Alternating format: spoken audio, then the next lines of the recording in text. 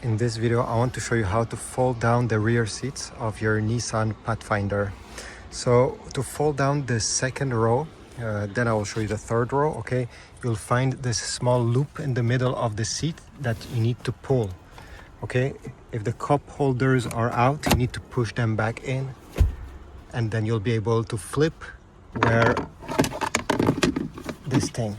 Obviously, this is a small storage.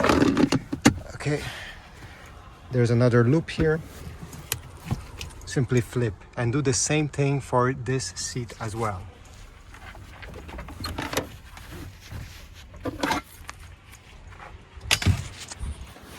Then you're gonna find a small lever over here that you need to flip, and the backrest will fold down. Same thing for the other seat. You see there's a lever right over there. And you're probably wondering for the middle seat, well, you get a small loop here that you need to pull and push the backrest so it folds in the floor. Now you have those pockets. These are not pockets actually.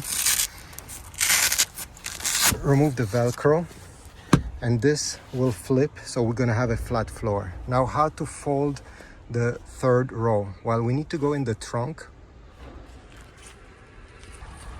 and you simply need to unlatch, okay?